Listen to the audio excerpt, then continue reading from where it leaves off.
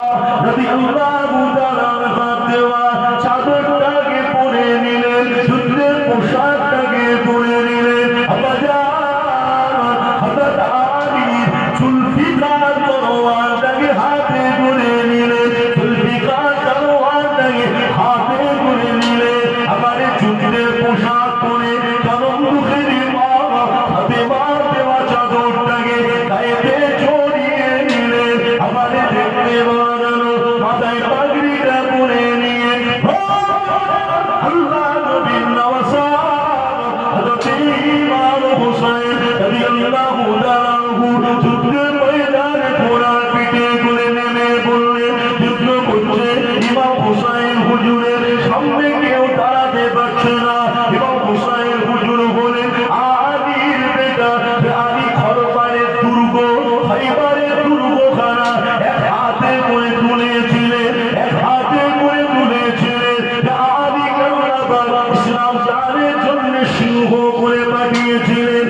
আলীর বেটা বলে ইমাম হুসাইন রাদিয়াল্লাহু তাআলা আনহু, ইমাম হুসাইন রাদিয়াল্লাহু তাআলা আনহু এজিদ সৈন্যদেরকে মেরে হাত পাকা করে দিয়েছে। ইমাম হুসাইন এজিদ বাহিনীদেরকে ডাকতে লাগলে, বলতে লাগলেন, আমার দিকে তাকিয়ে দেখ না, আমার নানা হলো দুনিয়া বাদশাহ হাবিবুল্লাহ জনাবে মুহাম্মদুর রাসূলুল্লাহ। আমার নানা হলেন আখিরি নবী, আমার নানা হলেন তামাম নবীদের সরদার। আমার নবী, আমার নানা জানে সুপারিশি ছাড়া কিয়ামতের মাঠে ময়দানে মাহশারে জান্নাতে যাওয়া যাবে না।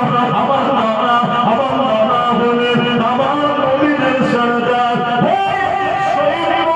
আমার আব্বাকে জানে, আমার আব্বা হলো আসাদুল্লাহিল গালিব, আমার আব্বা হলো শেরে খোদা হাসানে আলী। আমার আব্বাকে জানে, আমার আব্বা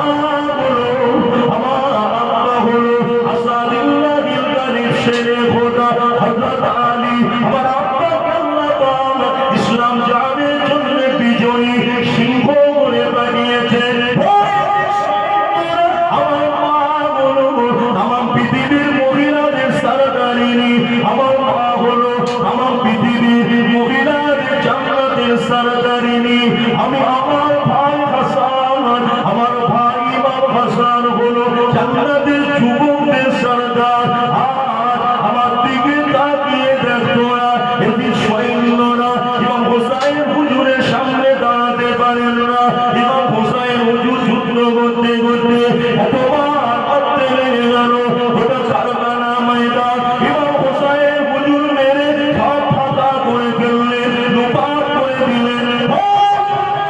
ইমাম হুসাইন হুজুর ওটা কারখানা ময়দান ফাঁকা করে ফেলে দেখতে পান পুরা নদীর তীরটা যেন ফাঁকা, পুরা নদীর তীরে আর কেউ নাই। ওটা ফোরাতের নদীর চতুর্দিকটা ফাঁকা হয়ে গিয়েছে। ইমাম হুসাইন হুজুর চিন্তা করলেন, পিপাসা যেন বুকটা পেটে যায়, অনেক দিন হয়ে গেল একটু পানি পান করতে পারি না। এখন তো দেখছি ফোরাতের নদীতে আর কেউ নাই, এজিদ সৈন্যরা নাই। এই সুযোগে গিয়ে একটু পানিটা পান করে নেওয়া যায়। ইমাম হুসাইন রাদিয়াল্লাহু তাআলা আনহু ফোরাতের নদীতে নেমে পড়লেন। ফোরাতের নদীতে নেমে পড়ে এক আজনা ভর্তি পানিটাকে উঠিয়েছেন। ইমাম হুসাইন হুজুর পান করবেন। খোদা মালিকের